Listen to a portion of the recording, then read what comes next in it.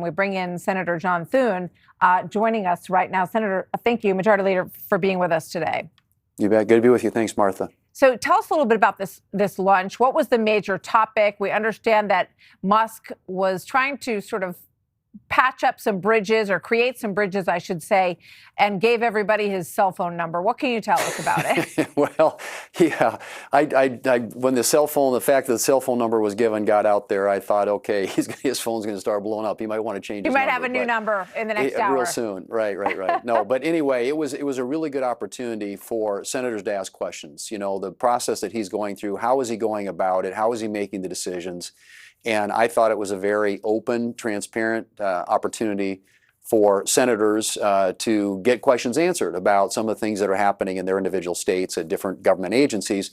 And honestly, Martha, there is so much misinformation out there trying to set the record straight, and just the importance of being able, for him to be able to communicate, and DOGE to be able to communicate with us, so that when some of this misinformation gets out there about things that are happening in some of these agencies of government, can you give us an example of what that misinformation is? Well, just individual agencies, people who are going to lose jobs in states, turns out not to be true. You know, I mean, and so I think that the more we can sort of talk about this and make sure that everybody's on the same wavelength in terms of how the process that DOGE is going about and the decision making as they come to conclusions about some of these things.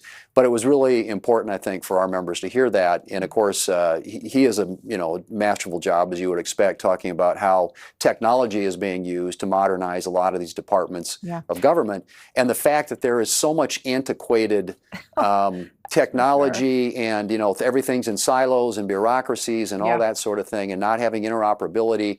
I mean, just modernizing our federal government will make it more efficient and thereby make it a lot less costly. It's kind of crazy with all the money that has been spent. That the technology is so weak. He said, some places are communicating on fax machines within the U.S. government, which is pretty astonishing. So what's your reaction, given what you're saying here about the miscommunication at points? The Supreme Court is now freezing $2 billion in foreign aid that President Trump and Elon Musk, thought that should be cut. Do you agree with that? Is that a slowing down of the process, or are you in favor? Do you wish that they had not done that? Well, I mean, I think the court came to the conclusion they did, and they pumped the brakes, at least on that one particular area. I think that was with respect to spending in one department that DOGE and Elon Musk had targeted or were looking at in order to achieve some savings. So it's I think it's a fairly limited decision. I don't think it in any way negates or undermines the work that DOGE is doing. They need to continue that. This happened to be, I think, some contracts that already the work had already been done, and whether or not those ought to be paid, it's a fairly unique set of facts and circumstances.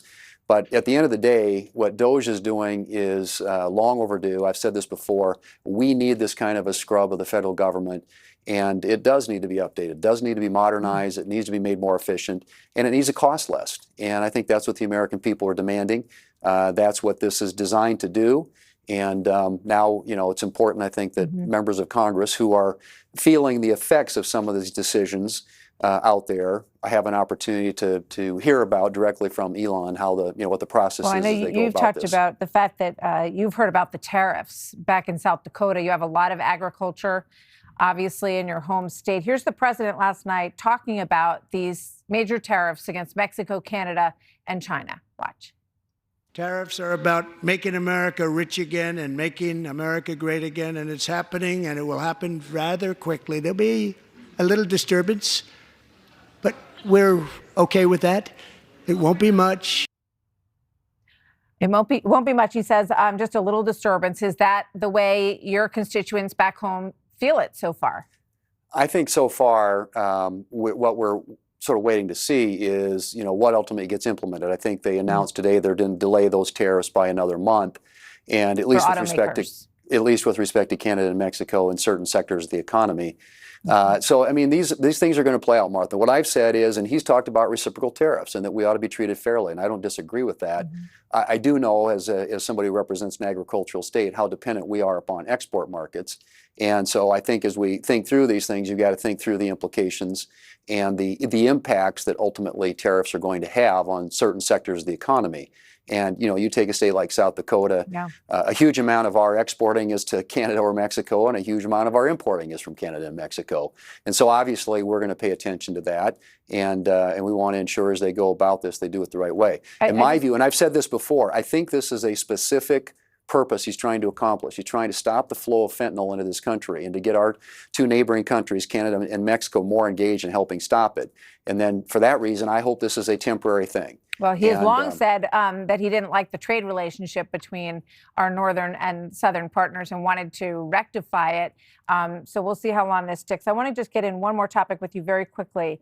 And it's all of these members last night, these Democrats, all wearing pink, which I thought was very striking because earlier this week, you tried to get through a bill that would protect women in sports. And yet you had all of these Democrats wearing pink, you know, their girly pink color, supporting women, but they weren't going to go for that. And we have a list of the people who did not want to go forward with this procedure. What do you have to say about that, Senator?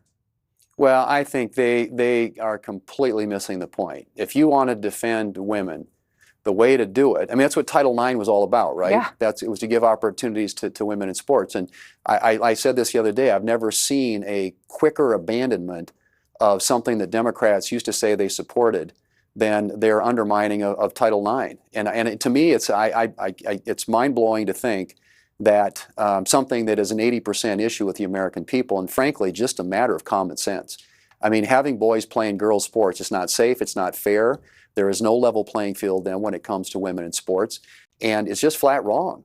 And I think that the Democrats, they're clinging to this sort of ideological view that they have, and it's completely out of step with the American people. And frankly, it's completely out of step with what is just basic common sense. Yeah. They had a young girl who was beamed in the head with a volleyball by a biological male, and they couldn't even stand up and, you know, give her a little bit of love in that room last night. Unbelievable. It was really, it's stunning. I think they have to be rethinking some of that today. At least we hope. Senator, thank you very much. Majority Leader Thune, always good to have you here, sir. Thanks so much.